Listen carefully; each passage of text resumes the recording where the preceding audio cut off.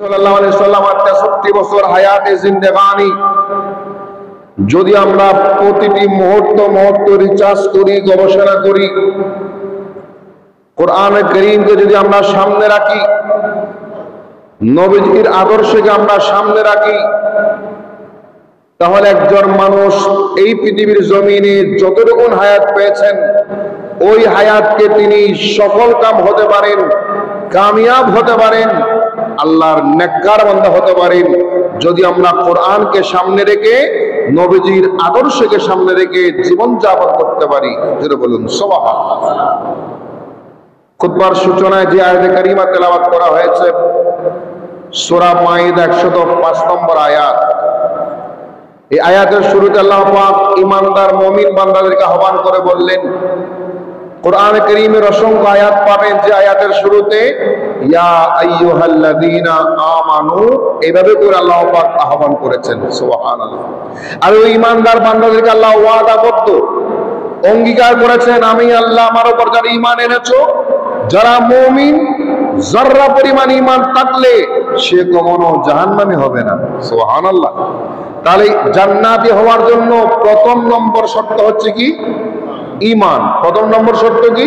ঈমান।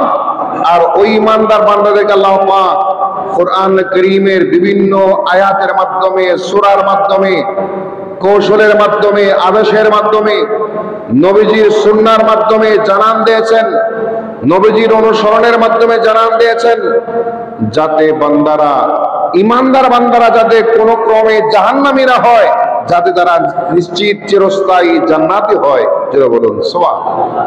সেই ধারাবাহিক আল্লাহর পদ্ধতি কৌশলগুলোর মধ্যে একটা পদ্ধতি হচ্ছে এই সূরা মাইদার 105 নম্বর আয়াত। সুবহানাল্লাহ।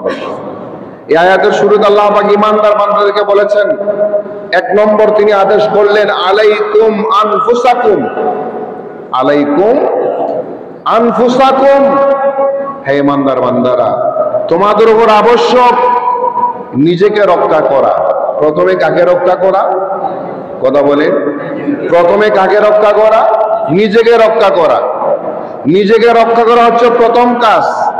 আপনি প্রথমে নিজে জান্নাতি হবেন, নিজের জাহান্নাম থেকে মুক্তি লাভ করবেন, নিজে ভালো আমল করবেন, সৎ আমল করব আমরা, তারপরে আমরা অন্যকে সৎ পথে আনার জন্য আপ্রাণ চেষ্টা করে যাব। যেটা বলুন সুবহানাল্লাহ। আবার আল্লাহ বললেন, লা ইয়াদুররুকুম মান দাল্লা ইযা ইহতাদাইতুম, লা ইয়াদুররুকুম মান দাল্লা ইযা ইহতাদাইতুম,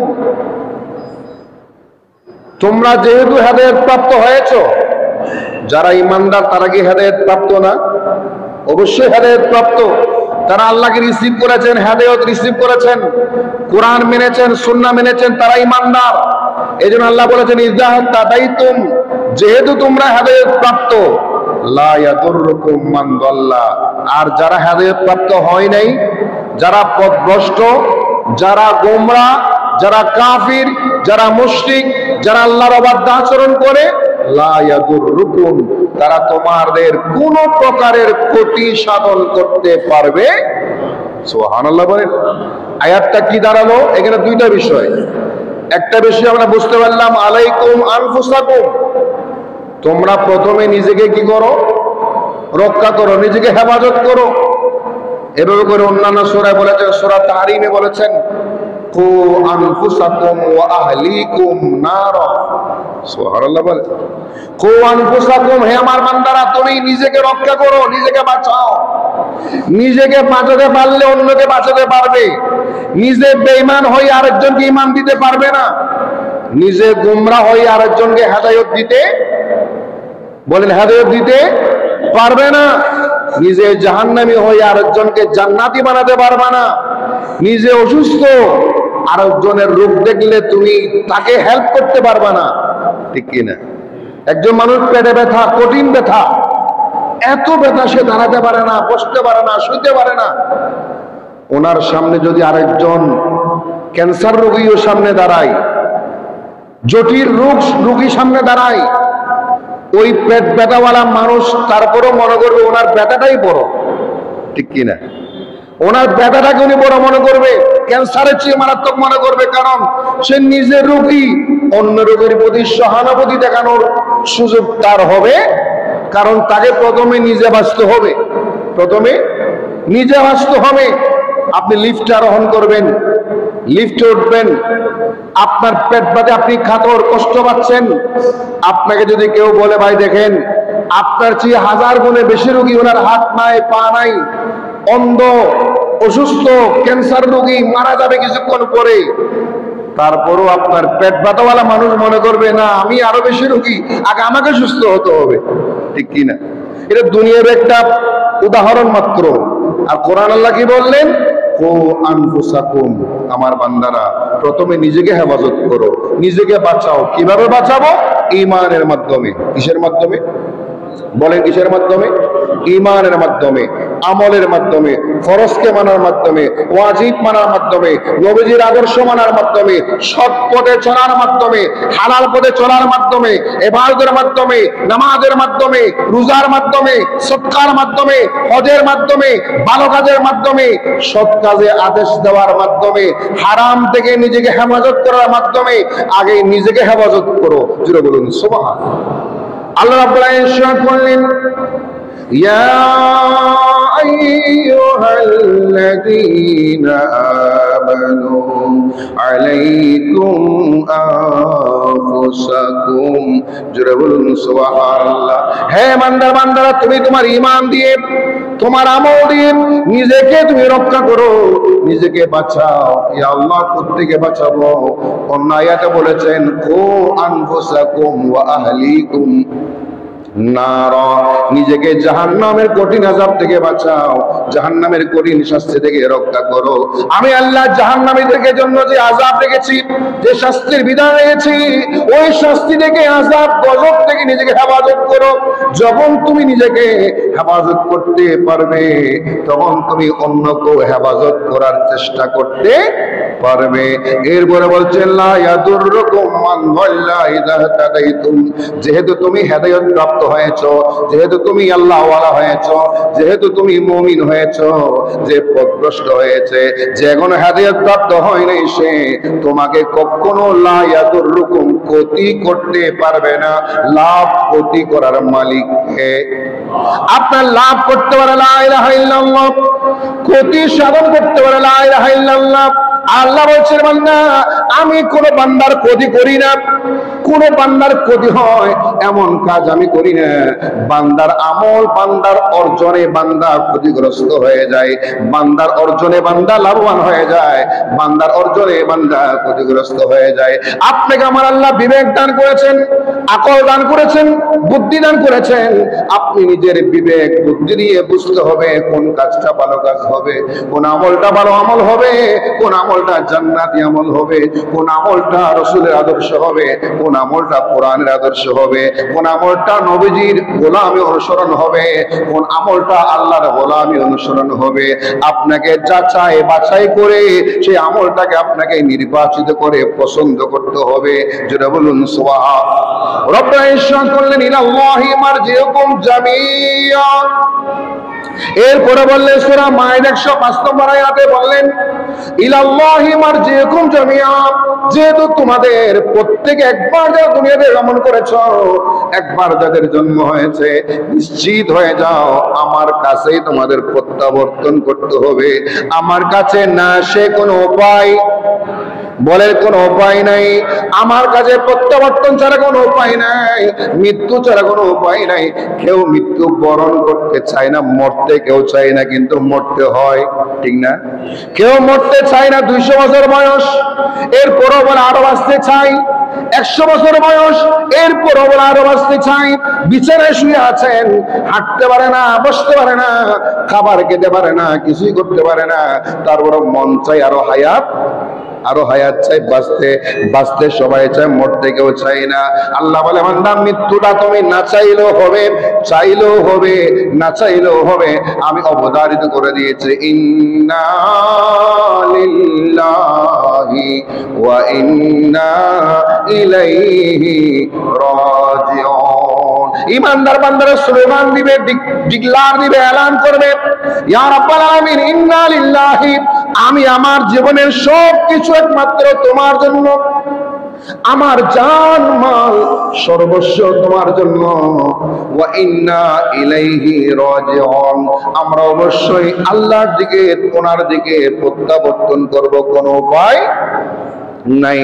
ফায়ুনাব্বিউকুম বিমা কুনতুম তা'মালুন, যখন আল্লাহর দিকে আমরা প্রত্যাবর্তন করব, তখন আল্লাহ পাক আমাদেরকে ভিডিওর মাধ্যমে, অডিওর মাধ্যমে, ফেরেশতার মাধ্যমে, ডাইরেক্ট ইনডাইরেক্ট, সরাসরি ডাইরেক্ট ইনডাইরেক্ট বিভিন্ন মাধ্যম দিয়ে আমাদের আমলগুলো আমাদেরকে জানিয়ে দিবেন, বুঝাই দিবেন। তুমি এই আমল করেছো, এই আমলের কারণে তুমি জান্নাতে যাবে, এই আমল করেছো, এই আমলের কারণে তুমি জাহান্নামে যাবে।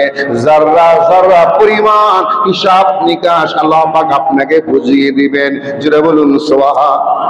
বান্দা কখনো যাররা পরিমাণ হিসাব দিতে পারে না, আল্লাহর কাছ থেকে আপনি বুঝাই নেবেন। আল্লাহ বলে দিয়েছেন, আমি তোমাকে একবারে যাররা পরিমাণ হিসাবও তোমাকে বুঝিয়ে দেব, দেখিয়ে দিব, জানিয়ে দিব। আমি আল্লাহ কারো উপর অত্যাচার করি, বলেন জুলুম করে? আল্লাহ জুলুম করে না, অত্যাচার করে না, ইনসাফকারী, ন্যায় বিচারক। লা ইলাহা ইল্লাল্লাহ, জুড়ে বলুন সুবহান। আল্লাহুম্মা সাল্লি আলা মাওলানা মুহাম্মাদ ওয়া আলা সাইয়্যিদিনা ইয়া রাসূলুল্লাহ খুদানি উম্মতানাতা আজ যা আজ জরা নামাও জুমলা রামাওয়া তুই আল্লাহুম্মা সাল্লি আলা সাইয়্যিদিনা মাওলানা মুহাম্মাদ ওয়া আলা মাওলানা। তাহলে আয়াতে কারীম আমাদের প্রথম শিক্ষা দিয়েছেন কি? নিজেকে রক্ষা করো। আলাইকুম আনফুসাকুম, নিজেকে কি করো? রক্ষা করো। এখন প্রশ্ন হচ্ছে, নিজেকে রক্ষা আমরা কিভাবে করব? কোরআনকে অনুসরণের মাধ্যমে, নবীজিকে অনুসরণের মাধ্যমে, নবীজিকে ফলো করার মাধ্যমে। আল্লাহ নবী পৃথিবীর জমিন আগমন করেছেন, নবীজি যেভাবে আমাদেরকে শিখিয়েছেন সেভাবে আমরা আমল করলে, নবীজি যেভাবে আল্লাহকে ভয় করেছেন সেভাবে আমরা আমল করার চেষ্টা করলে, নবীজি যেভাবে নামাজ পড়েছেন সেভাবে নামাজ পড়ার চেষ্টা করলে, তাহলে আমাদের অন্তরে ভয় জাগ্রত হবে কার? জোরে বলেন কার? আল্লাহর ভয় যত জাগ্রত হবে, তত বেশি আপনি জাহান্নাম থেকে দূরে আসবেন, জান্নাতের কাছাকাছি হবে। যত বেশি আল্লাহর ভয় আসবে অন্তরে, তত বেশি জাহান্নাম থেকে দূরে যাব, জান্নাতের কাছাকাছি আসবো। শয়তান থেকে দূরে যাব, আল্লাহর নিকটবর্তী হয়ে যাব। এমনও হতে পারে আপনি আল্লাহর নেককার বান্দা হয়ে গেলেন, আল্লাহর বন্ধু হয়ে গেলেন, আল্লাহর প্রিয়তম বান্দা হয়ে গেলেন। জোরে বলুন সুবহান। নবীজির নামাজ দেখেন, কেমন নামাজ পড়েছেন। নামাজ এমন একাগ্র চিত্ততা ছিল। মাইজা সিদ্দিকা বলেন, নবীজি যখন রুকুতে যেতেন, যখন দাঁড়াতেন, আমরা দেখতাম সময়ের পর সময় কতক্ষণ সময় দাঁড়িয়ে আছেন। দাঁড়াতে দাঁড়াতে দাঁড়াতে অনেক সময় তিনি কষ্ট পেতেন, এরপরও কিয়াম বন্ধ হতো না। লম্বা কিয়াম করতেন, দীর্ঘ কিয়াম করতেন। রুকুতে যেতেন, নফল নামাজ যখন পড়তেন, লম্বা রুকু করতেন, সিজদায় যেতেন, দীর্ঘ সিজদা করতেন। আমরা অনেক সময় কোনো মানুষ বাজারে গিয়ে বাজার থেকে কাজ সেরে আবার আসছে, দেখা যাচ্ছে নবীজির সিজদা এখনো শেষ হয় নাই। যেটা বলুন সুবহান। এত দীর্ঘ সিজদা ছিল, চোখের পানি ছিল, কান্না ছিল, ভালোবাসা ছিল, মহব্বত ছিল। কার? জোরে বলেন কার? সে নামাজের প্রতি নবীজির কেমন মহব্বত ছিল। নবীজি সাদ বলেন, হুব্বিবাম ইলাইয়া মিন দুনিয়াকুম বিসালাস, তোমাদের এই পৃথিবীর জমিন আমি নবীজি তিনটা জিনিস মহব্বত করি। তিনটা জিনিস আমার কাছে প্রিয় বানিয়ে দেওয়া হয়েছে, পছন্দনীয় করে দেওয়া হয়েছে। কয়টা? নবীজির কাছে পছন্দনীয় করা হয়েছে কয়টা জিনিস? তোর মধ্যে এক নম্বর হচ্ছে কুররাতু আইনি ফিস সালাত, নামাজের মধ্যে আমি আমার চক্ষু শীতল হয়, অন্তর ঠান্ডা হয়, ওই নামাজ হচ্ছে আমার সবচেয়ে পছন্দের। যেটা বলুন সুবহানাল্লাহ। চিন্তা করেন, নবীজি প্রথম পছন্দ করেছেন কি? নামাজ। ওই নামাজ হচ্ছে নবীজির চক্ষু শীতল হয়, অন্তর শীতল হয় এবং অন্তর ঠান্ডা হয়ে যায়, আল্লাহর পছন্দ হয়ে যায়। সেই নামাজ হচ্ছে নবীজির প্রথম পছন্দ। আর আমরা আমাদের প্রথম পছন্দে নামাজকে রাখতে পারিনি, ঠিক কি না? নামাজকে আমরা আমাদের প্রথম তালিকায় রাখতে পারি নাই। প্রথম জরুরি কাজে আমরা নামাজকে রাখতে পারি না। ব্যবসায়িক কাজ, ব্যক্তিগত কাজ, পারিবারিক কাজ, অন্যান্য কাজগুলোকে আমরা 1 নম্বরে রাখি। সময় পেলে নামাজ পড়ি পার্ট টাইমের মতো করে। নাউজুবিল্লাহ বলেন, নাউজুবিল্লাহ বলেন। নামাজটা কিন্তু পার্ট টাইম নয়। আমার আপনার চাকরির চেয়েও, দুনিয়াবি জীবন যাপনের চেয়েও নামাজটা হচ্ছে আপনার জন্য 1 নম্বরের কাজ। কয় নম্বরের? জোরে বলে কয় নম্বরের? এই যতক্ষণ পর্যন্ত আমরা নামাজকে 1 নম্বরের তালিকায় আনতে পারবো না, নামাজকে 1 নম্বরের তালিকায় রাখতে পারবো না, ততক্ষণ আমরা নবীজির মতো করে নামাজে অন্তর শীতল হবে, চক্ষু শীতল হবে এমন অনুভবটা আমরা করতে পারবো না। যেটা বলুন সুবহানাল্লাহ। আল্লাহ নিশ্চয় করলেন, এই দুনিয়ার জমিনে আমি নামাজকে আমি বেশি পছন্দ করি। আমার জন্য নামাজকে অন্তর চক্ষু শীতল হওয়ার জন্য নামাজকে আমার আল্লাহ পছন্দনীয় করে দিয়েছেন। 2 নম্বর হচ্ছে আত্মীপ, সুগন্ধি। কি? সুগন্ধি, আতর, সুগন্ধি ব্যবহার করা হালাল, হারাম না। হারাম জাতীয় আতর নয়, হারাম সেন্ট নয়। আতর যেটা হালাল, ওই হালাল আতরকে আমার নবী পছন্দ করেছেন। আতর ব্যবহার করা সুন্নত, নবীজি আতর ব্যবহার করতেন, সুন্নত ব্যবহার করতেন, যাকে সুগন্ধি বলা হয়। কি বলা হয়? সুগন্ধি বলা হয়। আল্লাহ সেই সুগন্ধিকে পছন্দ করেছেন। নামাজ পড়তে আসার সময় সব সময় তিনি সুগন্ধি ব্যবহার করতেন, সুগন্ধি ব্যবহার করতেন। ওই সুগন্ধি নবীজি পছন্দ করতেন। 3 নম্বর হচ্ছে নিসা, মা জাতি, যারা মহিলা মা জাতি, ওই মা জাতিদেরকে আমি বেশি ভালোবাসি, কারণ এই নারী জাতির আমার মা। জোরে বলুন সুবহানাল্লাহ। এই নারী জাতিদেরকে আমি পছন্দ করি কেন? নারী জাতি একসময় নির্যাতিত ছিল, নিপীড়িত ছিল, সমাজে তাদের কোনো দাম ছিল না, সম্মান ছিল না, মর্যাদা ছিল না।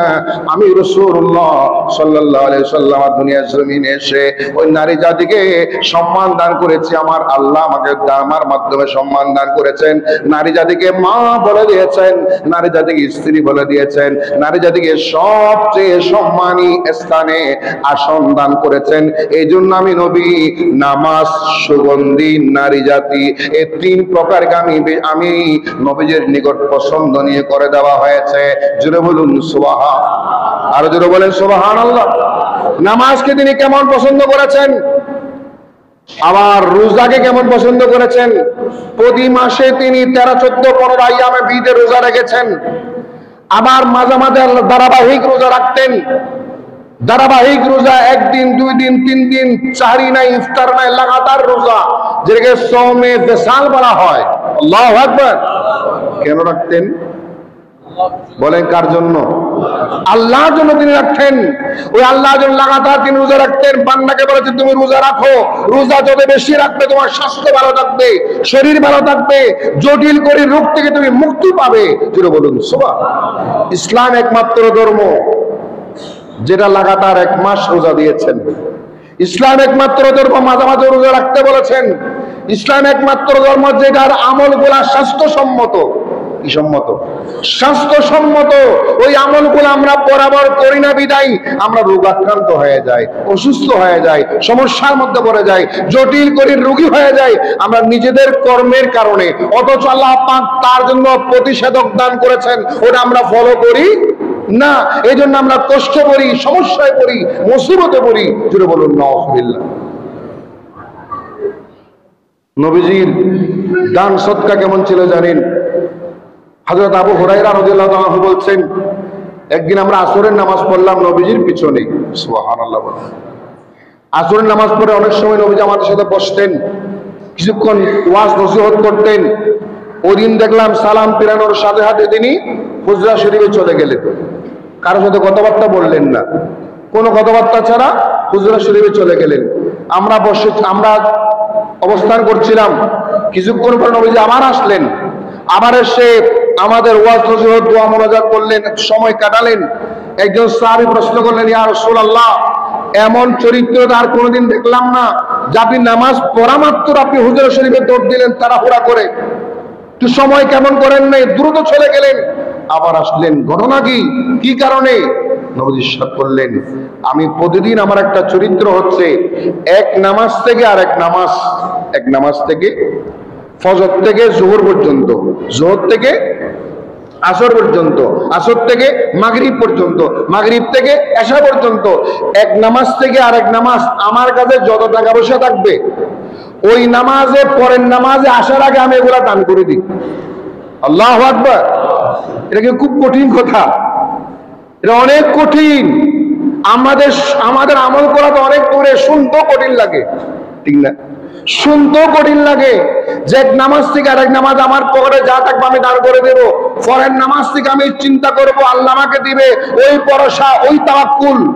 কত শ্রেষ্ঠতম তাওয়াক্কুল ভরসা হলে এমন করে যে আমি ওই নামাজের পরে কি খাবো আমার টেনশন নাই, চিন্তা নাই, কারণ আমার একজন রিজিক দাতা আছে, ওনার নাম কি? জোরে বলেন কি? এই জায়গাটা কত কঠিন জানেন?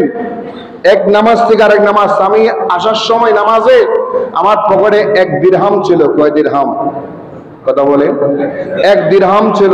ওই 1 দিরহামটা আমি তাড়াহুড়া করে আসতে নামাজের আগে দান করতে পারি নাই, এই জন্য আগে নামাজ পড়ে গিয়ে তাড়াতাড়ি ওটা আমার পকেট থেকে দান করে দিয়ে আবার আসলাম। জোরে বলুন সুবহানাল্লাহ। আর মায়েশা সিদ্দিকা বলেন, আমি দেখলাম নবীজি ওফাত বরণ করেছেন, ইন্তেকাল করেছেন, দুনিয়ার হায়াত শেষ হলো, আমাদের জন্য নবীজি একটা দিনার, একটা দিরহাম টাকা পয়সা তিনি রেখে যান নাই, যেগুলা রেখে যাওয়ার কারণে সন্তানদের মধ্যে ঝগড়া হয়, মারামারি হয়, ফিতনা হয়, ফসাদ হয়, আছে না নেই? বাবার মৃত্যু হয়েছে, লাশ দাফন না করে বাগাবাগি শুরু, আছে না নেই? বাবার মৃত্যু হয়েছে, লাশ দাফন না করে ভাইয়ের হয়ে ঝগড়া, ভাই বোনে ঝগড়া, মামলা মোকদ্দমা, উকিল নিয়ে ধরাধরি, কাগজপত্র নিয়ে ধরাধরি, এখনো ওনার কর্জ, ওনার কাফন দাফন, ওনার ব্যবস্থাপনা কিছুই হয় নাই, এমনও সন্তান আছে না নেই? আছে। বড় দুর্ভাগ্য, বড় হতাশা, বড় আফসোস এই জাতির জন্য, যে জাতি বাবা মার মৃত্যুর পরে তাদের কর্জ পরিশোধ, দাফন কাফনের আগে তাদের সম্পদ বন্টনের চিন্তা করে, আফসোস ছাড়া, দুর্ভাগ্য ছাড়া কিছুই নাই। জোরে বলুন নাউযুবিল্লাহ। নবীজির দানটা কেমন ছিল খেয়াল করেন। শুধু দান না, নবীজি ধর্মের জন্য কত কষ্ট করেছেন। আমি আপনি কি করি? আমি আপনি ধর্মের জন্য কি করি? জাস্ট টাইম নামাজটা পড়ি, ভালো কাজ কিছু করি, দান সদকা কিছু করি, ব্যবসা বাণিজ্য করি, চলি। ইসলামের জন্য আমার কি ত্যাগ! কোরআন সুন্নাহ ধর্ম এই পৃথিবীতে প্রতিষ্ঠা করার জন্য আমি কি কুরবানি করেছি। আমার সাথে অনেক বিধর্মী বন্ধু আছে না নাই? কথা বলে পছন্দ, অনেক বিধর্মীর সাথে আমাদের যোগাযোগ আছে না নাই? আমি কেমন মুসলমান, আমাকে দেখে, আমার চরিত্র দেখে, আমার আদর্শ দেখে আজ পর্যন্ত কোন একজন বিধর্মী মুসলমান হয়েছে? কথা বলে। তা আমি কেমন মুসলমান যে আমার চরিত্র আদর্শ দেখে আরেকজন মুসলমান, আরেকজন বিধর্মী মুসলমান হয় না, আমার ধর্মে আসে না। আমি দ্বীনের জন্য কি করলাম? ধর্মের জন্য কি করলাম? এই ধর্মের জন্য, ধর্মের দাওয়াত দেওয়া, ধর্মের পক্ষে কাজ করা, এগুলা কি শুধু আলেম ওলামার কাজ? কথা বলে। এগুলা কি শুধু আলেম ওলামা করবে? শুধু ইমাম, খতিব, আলেম ওলামা, বক্তা, আলোচক তারা করবে না, এগুলা সকল মুসলমানের ইমানি দায়িত্ব। সুবহানাল্লাহ বলেন। আমার দায়িত্ব বেশি, আপনার দায়িত্ব কম হলো, আছে না নাই? আলেম ওলামার দায়িত্ব সবচেয়ে বেশি, কিন্তু আপনি মুসলমান হিসেবে আপনার দায়িত্ব কম, ওনার দায়িত্ব বেশি, ঠিক আছে, আপনার দায়িত্ব একেবারে নেই সেটাও নয়। আপনিও মুসলমান হিসেবে আপনারও দায়িত্ব রয়েছে। আপনার আদর্শের মাধ্যমে, চরিত্রের মাধ্যমে, চলাফেরার মাধ্যমে, লেনদেনের মাধ্যমে দেখবেন অনেক বিধর্মী কলমা পড়তে আগ্রহী হবে যে আমার ভাইরা কত আদর্শবান, কত সৎ, কত ন্যায়, কত পরায়ণ, কত ভালো, কত সুন্দর ভাষা, কত সুন্দর চলাফেরা। তাকে দেখে আমার ধর্মেতে কিছুই নেই, তাদের ধর্মে অনেক কিছু আছে। দেখবেন একদিন সে আপনার ধর্মে আসতে বাধ্য হবে। এইভাবেই তো মক্কার জমিন থেকে ইসলাম শুরু হয়েছে। আল্লাহ নবী ইসলাম প্রচার করেছেন একজনে। কয়জনে? কথা বলে কয়জনে? একজন ইসলাম ধর্ম প্রচার করেছেন। মারামারি করে নয়, মানুষ খুন করে নয়, মানুষকে মেরে নয়। নবীজির জীবনে, সাহাবীদের জীবনে কোনো মানুষকে আগে আক্রমণ করেছে এমন কোনো প্রমাণ নাই। আদর্শের মাধ্যমে ইসলাম প্রচার করতে করতে করতে আজকের পৃথিবীতে হাজার কোটি কোটি মুসলমান, এগুলা মারামারি দিয়ে হয় নাই, কতল করে হয় নাই, আদর্শের মাধ্যমে হয়েছে। জোরে বলুন সুবহানাল্লাহ। আল্লাহুম্মা সাল্লি আলা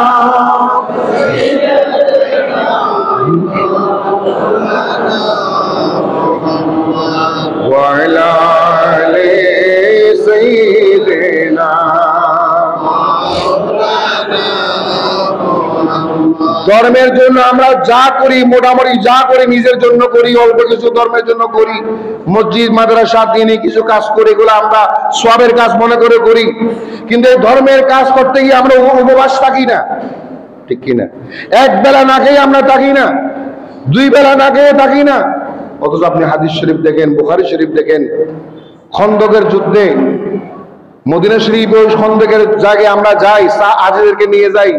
ওই খন্দকের যুদ্ধে 7টা পরিখা খনন করা হয়েছিল। গর্ত কয়টা বলেন? কয়টা? 7টা গর্ত খনন করা হয়েছিল। এটা একটা যুদ্ধের কৌশল ছিল। ওই গর্তগুলা খনন করার মাধ্যমে প্রতিপক্ষ কাফেররা যাতে গর্তটা টপকে আপনাকে আক্রমণ করতে না পারে, এই জন্য গর্তটা বিশাল আকারে খনন করা হয়েছিল। তখন তো বর্তমান সময়ের মতো কোনো মেশিন ছিল না। তখন মানুষরা নিজেরা মাটিগুলা কেটে একজন তুলে দিবে, মাথায় নিয়ে নিয়ে অন্য জায়গায় নিতে হয়েছে। এইভাবে করে মাটি কাটা শুরু হলো। আর সাহাবায়ে কেরামদেরকে নবীজি দায়িত্ব দিয়ে দিলেন, তুমি এতটুকুন করবে, তুমি এতটুকুন করবে। এক একজনকে এরিয়া কি করে দিয়েছেন বলেন না? কি করে দিয়েছেন? ভাগ করে দিয়েছেন। নবীজি কিন্তু এমন একজন আদর্শবান মানুষ ছিলেন, সাহাবায়ে কেরামকে ভাগ করে দিয়েছেন, নিজের ভাগে কিছু রাখেন না এমন না। নবীজি নিজের ভাগও রেখেছেন, এই অংশটা আমি কাটবো। আল্লাহু আকবার। এগুলোর নাম আদর্শ। আমরা তো সবাইকে আমার অনুগত যারা তাদেরকে ভাগ করে দিই, নিজে কিছু করি না, নিজে শুধু তাকায় থাকি, ঠিক না? আর নবীজি বলেন না, তোমরাও মাটি কাটবে, আমিও মাটি কাটবো। তোমরাও মাটি কেটে কেটে মাথায় নিবে, আমিও মাথায় নেবো। তোমরা মাটি কেটে এক জায়গা থেকে অন্য জায়গায় কোনো না, তোরাবা এক জায়গা থেকে মাটি আরেক জায়গায় নিবে, আমিও নিব। আল্লাহু আকবার। যে কথাটা বলতে চাচ্ছিলাম, মাটি কাটতে কাটতে খাদ্যের অভাব, পানির অভাব, সাহাবায়ে কেরামরা ক্লান্ত পরিশ্রান্ত, পা বাড়ায় না, হাত চলে না, শরীর চলে না, ক্ষুধার্ত তৃষ্ণার্ত, রাত্রিবেলা আক্রমণ করবে কাফেররা, পরিখা খনন করতেই হবে, মাঝখানে বিরতির কোনো সুযোগ নাই। ওই জায়গায় সাহাবায়ে কেরামরা অনেকে অভাবে কষ্টে পেটে পাথর পর্যন্ত বেঁধেছেন। সুবহানাল্লাহ। এমন কষ্ট তারা করেছেন দ্বীনের জন্য, এই আমাদেরকে ইসলাম দেওয়ার জন্য, আজকের এই সুন্দর পরিবেশ দেওয়ার জন্য, ঠিক কিনা? আজকের এই সুন্দর পরিবেশ দেওয়ার জন্য করেছেন। একজন সাহাবী গিয়ে নবীজির দরবারে বলেন, ইয়া রাসূলুল্লাহ, অনেক কষ্ট হচ্ছে, আর সহ্য পারতেছি না। কাপড় তুলে দেখালেন, ইয়া রাসূলুল্লাহ, আমি পেটের খিদা সহ্য করতে না পেরে পেটে পাথর বেঁধেছি। একটা পাথর বেঁধে তিনি আর সহ্য করতে না পারে নবীজির দরবারে গেলেন। তখন আল্লাহ নবী ইরশাদ করলেন, তুমি পাথর বেঁধেছো, আমি কিন্তু তোমার মতো কষ্ট করে যাচ্ছি। নবীজি নিজের কাপড় তুলে দেখাইলেন, নবীজি পাথর বেঁধেছেন 2টা, সাহাবী বেঁধেছেন 1টা। নবীজি বুঝাই দিলেন যে তোমার মতো করে আমার ক্ষুধা তোমার চেয়ে আরো বেশি, তারপরেও আমি এখানে মাটি কাটতেছি একমাত্র আল্লাহর সন্তুষ্টির জন্য। জুড়ে বলুন সুবহানাল্লাহ। এটার নাম ইসলাম। ধর্মের জন্য, দ্বীনের জন্য কু আনফুসাকুম, নিজেকে রক্ষা করো। রক্ষা করা মানে শুধু নামাজ পড়লাম, রোজা রাখলাম, তার মধ্যে এটাই হয়ে গেল না। নামাজ তো তার পাশাপাশি আমাকে ভালো কাজের আদেশ দিতে হবে, সৎ কাজের পক্ষে কথা বলতে হবে, সত্যের পক্ষে বলতে হবে, হালালের পক্ষে বলতে হবে। মানুষকে ভালো পথে আহ্বান, বলেন ভালো পথে আহ্বান করতে হবে। এবং নিজেকে মনে করতে হবে আমি কিছু জানি না, আমার মধ্যে আমার জাহের বাতেন কলব চেহারা মিল নেই। যেভাবে সাহাবীরা ভয় করতেন, অবাক হয়ে যাবেন। হযরত হানজালা রাদিয়াল্লাহু তাআলা আন, কি নাম? হযরত হানজালা রাদিয়াল্লাহু তাআলা আন, এটা মুসলিম শরীফের হাদিস। তিনি উহুদের যুদ্ধে যিনি বাসর রাতে গিয়েছিলেন, গোসল করতে পারেন না, জিহাদে গিয়েছেন, আরো শহীদ হয়েছেন, যাকে ফেরেশতারা গোসল দিয়েছিলেন। সুবহানাল্লাহ। যুদ্ধের পরে নবীজি বললেন, হানজালা কোথায়? আইনাল হানজালা। তখন সাহাবায়ে গুছতে গুছতে দেখতেছেন ওনাকে ফেরেশতারা গোসল করিয়ে পাথরে রেখে দিয়েছেন, একেবারে নতুন পানি টপ টপ করে তার শরীর থেকে পড়ে। আল্লাহু আকবার বলেন। ফেরেশতারা যাকে গোসল করিয়েছেন, কিতাবের ভাষায় যাকে গসিলুল মালাইকা, গসিলুল মালাইকা ফেরেশতা কর্তৃক গোসল প্রাপ্ত যাকে বলা হয়, যিনি যুদ্ধাসার সময় তার স্ত্রী বলেছিল আপনাকে আমি বাধা দিব না, একটা ওয়াদা করেন। স্ত্রী বলেছিল একটা ওয়াদা করেন, আপনি জিহাদে যাবেন, শহীদ হবেন, জান্নাতে যাবেন, আমাকে স্যার আপনি জান্নাতে যেতে পারবেন না, ওয়াদা করেন। আল্লাহু আকবার। কেমন স্বামী, কেমন স্ত্রী, ওনাদের ত্যাগ কিসের জন্য? ধর্মের জন্য, কোরআনের জন্য, এই দ্বীনের জন্য। আল্লাহু আকবার। ওই স্ত্রী বাধা দেয় নাই, নতুন স্বামী বাধা দেয় নাই, বলেছেন আপনি ওয়াদা করেন জান্নাতে গেলে আমাকেও সাথে নেবেন। চিন্তা করেন তাদের ধর্মের প্রতি কি ত্যাগ তাদের ছিল। দুনিয়াকে তুচ্ছ মনে করেছেন, পরকালকে বড় মনে করেছেন। জোরে বলুন সুবহানাল্লাহ। ওই হানজালা একদিন নবীর দরবারে গিয়ে বলেন ইয়া রাসূলুল্লাহ, ইয়া হাবিবাল্লাহ, নাফাকা হানজালা ইয়া রাসূলুল্লাহ, হে রাসূল আমি হানজালা তো নিজেকে মুনাফিক মনে করতেছি। কি মনে করতেছি? মুনাফিক মনে করতেছি। নবীজি বললেন কেন? বলে ইয়া রাসূলুল্লাহ যতক্ষণ আপনার সামনে থাকি খুব ভালো থাকি, যতক্ষণ আপনার সামনে থাকি অন্তরে পরকালের চিন্তা থাকে, আল্লাহর ভয় থাকে, আমার ধর্মের প্রতি অনুরাগ থাকে, ভালোবাসা থাকে। আপনার সামনে থেকে যখন আমি চলে যাই বাহিরে, বাড়ি ঘরে চলে যাই, তখন আমার কাছ থেকে দুনিয়ামুখী হয়ে যায়। আমি পরকালের চিন্তা কম থাকে, আল্লাহর চিন্তা কমে যায় আমার মনে হয়, পরকালীন চিন্তা আমার কমে যায় মনে হয়, দুনিয়াবী চিন্তা কমে যায় মনে হয়। আমি মনে করি এটা আমার জন্য একটা মুনাফিকি।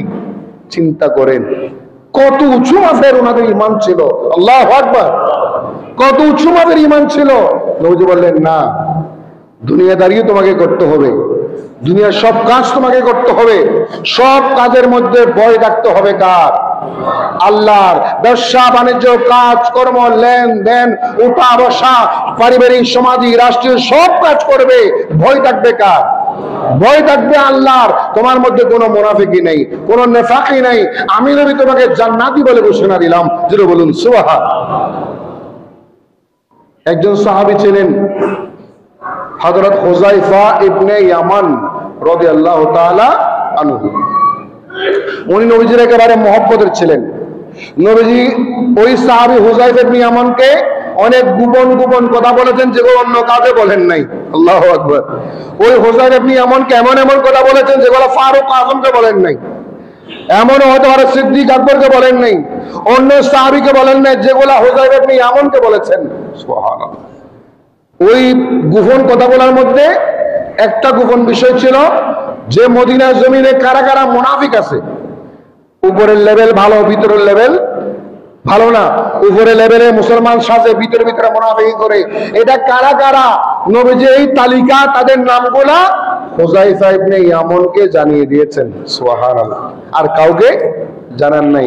এই জন্য যখন মদিনার মধ্যে কোনো মানুষ মারা যেত, কোনো মানুষ মারা যেত, সাহাবায়ে কেরামরা যতক্ষণ তার জানাজায় হুযায়ফা যান নাই, হুযায়ফা রাদিয়াল্লাহু আনহু যতক্ষণ জানাজায় যান নাই, অন্য সাহাবীরা যেতেন না। আল্লাহু আকবার। কেন? কারণ সাহাবীরা জানে যেই জানাজায় হুযায়ফা যাবে, ওই জানাজার ওই মানুষটা মুনাফিক নয় বিধায় হুযায়ফা গিয়েছেন। মুনাফিক হলে হুযায়ফা যেতেন না, মুনাফিক হলে হুযায়ফা ইবনে ইয়ামান যেতেন না। এজন্য সাহাবীরা যেই জানাজার নামাজে হুযায়ফা ইবনে ইয়ামান যেতেন, ওই জানাজার নামাজে সাহাবায়ে কেরাম যেতেন। একদিন ফারুক আযম হুযায়ফার হাত ধরে বললেন, ভাই তুমি তো নবীজির খুব কাছের, অনেক কিছু তোমার জানা, নবীজি তোমাকে মুনাফিকদের তালিকা বলেছেন। আমার ভয় হয়, আমি ফারুক আযম, আচ্ছা বলে একটু আমাকে একটু পার্সোনাল বলো, মুনাফিকদের তালিকায় কি আমার নাম আছে? আল্লাহু আকবার। একদম ফারুক আযম, কত খোলাফায়ে রাশিদিন, চারজনের মধ্যে দ্বিতীয় নম্বর খলিফা, যাকে নবীজি জান্নাতি সার্টিফিকেট দিয়েছেন। উনি বলতেছেন হুযায়ফা তুমি আমাকে বলো আমার নাম আছে কিনা। আসলে কি উনার নাম আছে এটা না, উনি ভয় করেছেন কাকে? আল্লাহকে ভয় করেছেন। এই জন্য বলি আগে প্রথমে কাকে হেফাজত করো? নিজেকে রক্ষা করো। মা ফাতেমা রাদিয়াল্লাহু তাআলা আনহা নবীজি নিজের মেয়ে, আমাদের ঘরে মহিলাদের জন্য, বউদের জন্য, মেয়েদের জন্য অনেক বুয়া কাজকর্ম করে, কাপড় ধুয়ে দিবে, রান্না বান্না করে দিবে, তরকারি ব্যবস্থা করে দিবে, এগারো সব রেডি করে দিবে। এমন বুয়া আছে না নেই? চাকরানি চাকর আছে না নেই? কথা বলেন, আছে। কষ্ট একটু কম হওয়ার জন্য মা ফাতেমা ঘরে কাজ করতে করতে করতে, তখন তো সবগুলো হাতের কাজ, আটা ময়দা ফিসা সবগুলো হাতের কাজ, পায়ের কাজ। হাতের মধ্যে অসুস্থ হয়ে গেছে, কিছু ধরতে পারেন না, কষ্ট হচ্ছে। নবীজির দরবারে গেলে, ইয়া রাসূলুল্লাহ, আমি তার পারতেছি না, আমার কষ্ট হচ্ছে, আমার হাতে অসুস্থ হয়ে গেছে, আমি আর কিছুই করতে পারি না, আমার জন্য যে একটা চাকরানি মহিলা ব্যবস্থা করতেন, কিছু হেল্প করতো। নবীজি বললেন, ফাতেমা শোনো, তোমাকে আমি চাকরানির চেয়ে, বুয়ার চেয়ে আরো একটা উত্তম জিনিস দিব, কোনটা তোমার পছন্দ? ফাতেমা বললেন, আপনি যেটা আমার জন্য উত্তম বলেছেন সেটাই পছন্দ। কি বললেন? বলে, তুমি একটা কাজ করবে, প্রতিদিন ফরজ নামাজের পরে 33 বার সুবহানাল্লাহ পড়বে, 33 বার আলহামদুলিল্লাহ পড়বে, 34 বার আল্লাহু আকবার পড়বে। সুবহানাল্লাহ। 33 বার কি? সুবহানাল্লাহ, 33 বার আলহামদুলিল্লাহ, 34 বার আল্লাহু আকবার। এটাকে আমরা মুসলমানরা তাসবিহে ফাতিমি হিসেবে চিনি, ঠিক না? তাসবিহে ফাতিমি বলি আমরা। এই তাসবিহে ফাতিমি যেটা বলা হচ্ছে, এই তাসবিহটা নবীজি শিখিয়ে দিয়েছেন মা ফাতেমাকে, আর নবীজি বলেছেন এই তাসবিহগুলো যারা পড়বে এরা জান্নাত ছাড়া কিছুই পাবে না। যদি বলুন সুবহানাল্লাহ। তাহলে বলেন, আমাদেরকে প্রথম কাজ হচ্ছে কু আনফুসাকুম, আলাইকুম আনফুসাকুম, সূরা মাইদা 105 নম্বর আয়াত, সূরা তাহরিম 6 নম্বর আয়াত। প্রথমে নিজেকে কি করো? রক্ষা করো। আবার এর অর্থ এই নয় আপনি শুধু নিজের চিন্তা করবেন, অন্য চিন্তা করবেন না, এমন না। সিদ্দিক আকবর রাদিয়াল্লাহু আনহু এই তাফসীর করতে গিয়ে, এই সূরা মাইদা 105 নম্বর আয়াতের তাফসীর করতে গিয়ে তিনি কঠিন কথা বলেছেন। বলে, যারা তোমরা তাফসীর করো, ভুল তাফসীর করিও না, শুধু নিজেকে বাঁচার কথা বলো, নিজেকে বাঁচানোর পরে অন্যকেও বাঁচানোর চেষ্টা করতে হবে। যেটা বলুন সুবহানাল্লাহ। আপনি মুমিন হয়েছেন, আরেকজনকে মুমিন বানান। আপনি নামাজি হয়েছেন, আরেকজনকে নামাজি বানান। আপনি রোজাদার, আরেকজনকে রোজাদার বানান। আপনি হাজি, আরেকজনকে হাজি বানান। আপনি দানশীল, আরেকজনকে দানশীল বানান। আপনি ভালো কাজ করেন, আরেকজনকে ভালো কাজ করার মতো মানুষ বানান। আপনি নেককার, আরেকজনকে নেককার বানান। এটাই মুমিনের কাজ, এটাই মুসলমানের কাজ, যেটা কোরআন আল্লাহ বলেছেন, তা'মুরুনা বিল মারুফ ওয়া তানহাউনা আনিল মুনকার। ভালো কাজের আদেশ দাও, অন্যায় কাজ থেকে বিরত রাখো। এই কোরআনে কারীম আমাদেরকে প্রমাণ করেছে আমরা নিজেকেও রক্ষা করব, সমাজ সংশোধন করব, দেশ সংশোধন করব, নিজেকে সংশোধন করব, সমাজ সংশোধন করব, পরিবার সংশোধন করব। আগে আমি নিজেকে, কথা বলেন, আমি নিজেকে সংশোধন না করে অন্যকে সংশোধন করতে চাইলে হবে? কথা বলেন। আমি নিজে নামাজ পড়ি, অন্যকে নামাজ পড়তে বললে হবে? আমি ভালো কাজ করি, অন্যকে ভালো কাজ করতে বললে হবে? হবে না। এই জন্য প্রথমে নিজেকে পরিবর্তন করি, নিজেকে সংশোধন করি, দেখবেন পুরা পৃথিবী সংশোধন হয়ে গেছে। আপনি শুধু একজন সংশোধন অন্যজনকে বলতেছেন, সে শুনতেও পারে, নাও শুনতে পারে। আর আমরা সবাই মিলে যদি ওয়াদাবদ্ধ হয়, আমি নিজে নিজে সংশোধন হব, নিজে নিজে সংশোধন হব, তাহলে কি আমরা একটা টাইম সবাই সংশোধন হয়ে গেলাম না? আমি প্রথমে দায়িত্ব নিব, আমি নিজেকে সংশোধন করব। আমরা প্রত্যেকে যদি সংশোধন করি নিজেকে, ইনশাআল্লাহ গোটা সমাজ সংশোধন হয়ে যাবে, দেশ শান্তিময় হয়ে যাবে, গোটা পৃথিবী সংশোধন হয়ে যাবে। আগে আমরা নিজেকে কি করি? সংশোধন করি। আল্লাহ পাক তৌফিক দান করুক। আমিন। আর যদি বলি আমিন।